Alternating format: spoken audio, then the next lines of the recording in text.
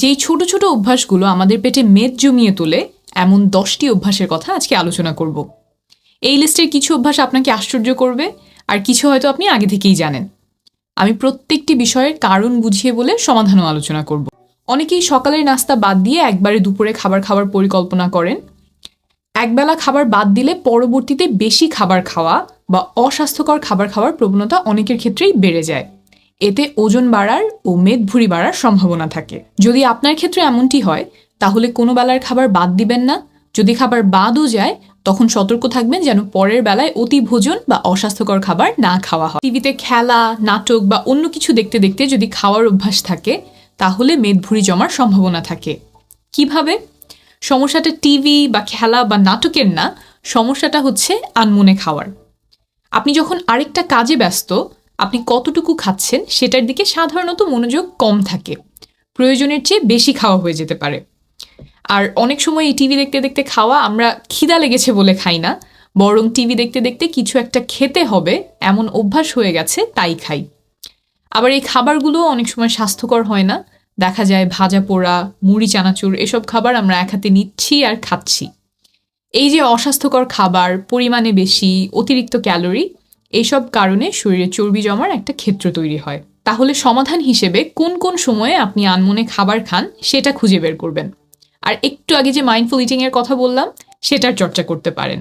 মানসিক চাপ বা স্ট্রেসের কারণে মেদভুঁড়ি জমে, এবং এটা হয় কয়েকভাবে। আমরা যখন দিনের পর দিন মানসিক চাপে ভুগি, তখন আমাদের শরীরে কর্টিসল নামের একটা হরমোন নিঃসরণ হয়। এই হরমোনটা বাড়লে অতিরিক্ত চিনি বা চর্বিযুক্ত খাবার খাওয়ার ক্রেভিং বা প্রবল ইচ্ছা জাগতে পারে। ওজন বা মেদভুঁড়ি বাড়াতে কর্টিসলের প্রভাব এখানেই শেষ না, আরও 3টা কাজ সে করে। 1. শরীরে অন্যান্য জায়গায় যেমন পিঠ, উরু, নিতম্ব এই সমস্ত জায়গার চেয়ে পেটের অংশে চর্বি জমতে বিশেষ সাহায্য করে কর্টিসল। এটাকে আমরা বলি সেন্ট্রাল অ্যাডিপোসিটি। 2. আরেকটা হরমোনকে বাড়িয়ে দেয়, যে হরমোনটা আমাদের বেশি করে ক্ষুধা অনুভব করায়। 3. লেপটিন নামে এক হরমোন কমিয়ে দেয়, যেটা আমাদের পেট ভরা অনুভব করায়। সারাংশ হলো, এর ফলে পেট ভরা কম মনে হয়, ক্ষুধা বেশি লাগে, আর বেশি খেলে যে চর্বিটা হয় সেটা পেটের অংশে জমায়। নিয়মিত ব্যায়াম, পর্যাপ্ত ঘুম, পছন্দের কাজ, মেডিটেশন, প্রয়োজনে মানসিক স্বাস্থ্য বিশেষজ্ঞের পরামর্শ নিয়ে মানসিক চাপকে দূরে রাখবেন। কিছু গবেষণায় দেখা গিয়েছে কম ঘুমের সাথে ওজন বেড়ে যাবার একটা সম্পর্ক আছে। এটা বিভিন্ন কারণে হতে পারে।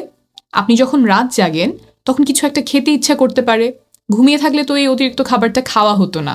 আবার রাত জেগে কাজ করার সময় আমরা যে খাবারগুলো সাধারণত খাই, সেগুলো প্রায়শই ক্ষতিকর ফ্যাট বা চিনিযুক্ত খাবার বা অতিরিক্ত প্রক্রিয়াজাত খাবার হয়।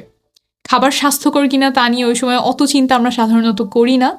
আর তারপর যদি নিয়মিত ঘুম কম হয়, তখন সেটা মানসিক চাপ বা স্ট্রেস তৈরি করতে পারে। সেই স্ট্রেস আবার বিভিন্নভাবে বাড়তি ওজন এবং মেদভুঁড়ির কারণ হতে পারে।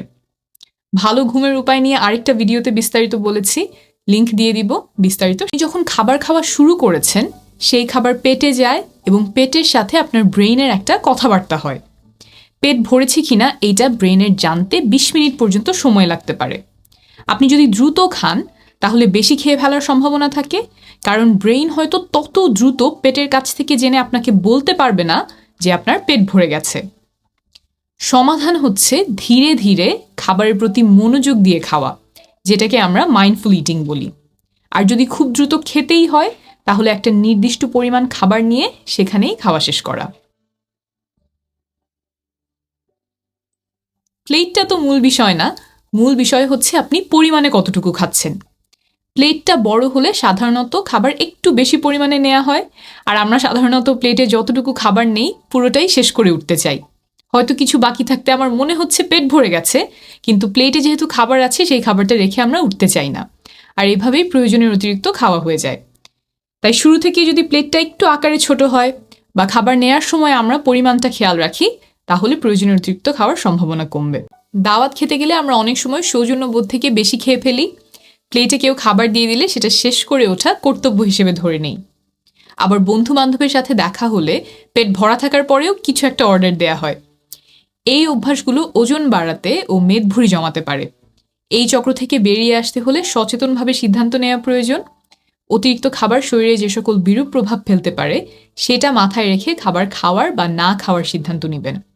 দাওয়াতে আরেকটা প্রচলন হচ্ছে শেষে মিষ্টি জাতীয় খাবার খাওয়া।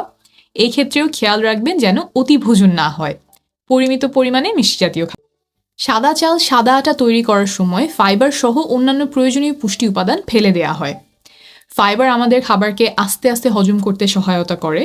ফাইবার ফেলে দেওয়ার কারণে খাবারগুলো দ্রুত হজম হয়, রক্তে ব্লাড সুগারের মাত্রা দ্রুত বেড়ে যায়। বিভিন্ন গবেষণায় দেখা গেছে সাদা চাল, সাদা আটার মতো এমন প্রক্রিয়াজাত শস্যদানা বেশি খাওয়ার সাথে মেদভুঁড়ি সম্পর্কযুক্ত। অন্যদিকে লাল চাল বা ঢেকি ছাটা চাল, অনেকে যেটাকে কুড়াকাটা চাল বলেন, তারপর লাল আটা, এমন গোটা শস্যদানা বেশি খাওয়ার সাথে মেদভুঁড়ি কম হওয়ার সম্পর্ক দেখা গেছে। তাহলে কি করা যেতে পারে? লাল চাল বা ঢেকি ছাটা চাল খাবেন। আমি 2টা চাল আপনাদেরকে দেখিয়ে দেই। চালের ওপরের পরতটা ফেলে দিয়েই সাদা চাল তৈরি করা হয়েছে, সাথে সাথে অনেকগুলো প্রয়োজনীয় পুষ্টি আমরা হারিয়েছি। আস্তে আস্তে লাল চাল, লাল আটা খাওয়ার অভ্যাস গড়ে তুলবেন।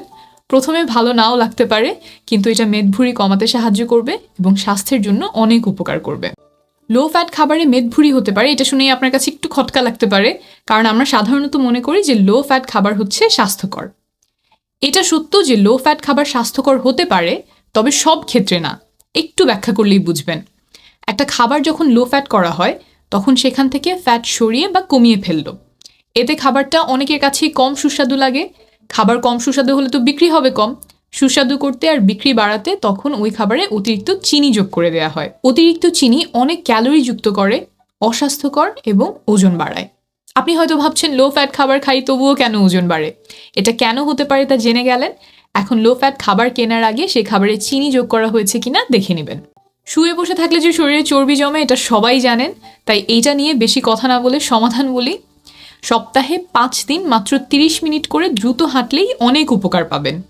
রোগ ব্যাধির সম্ভাবনা কমবে, শরীরে চর্বির পরিমাণ কমবে। রাতারাতি চর্বি কমার আশা করবেন না, হাঁটা চালিয়ে যাবেন। সাথে কিছু ভারোত্তোলন করতে পারলে আরও ভালো। আর অন্য কোনো ব্যায়াম আপনার জন্য উপযুক্ত হলে সেটা তো করতেই পারেন। এই ভিডিওতে কয়েকটি অস্বাস্থ্যকর অভ্যাস নিয়ে কথা বলেছি মাত্র। স্বাস্থ্যকর জীবনযাপনের উপায় নিয়ে অতীতে কিছু ভিডিওতে কথা বলেছি, ভবিষ্যতে আরও আলোচনা হবে। আপনার সুস্বাস্থ্য কামনা করছি।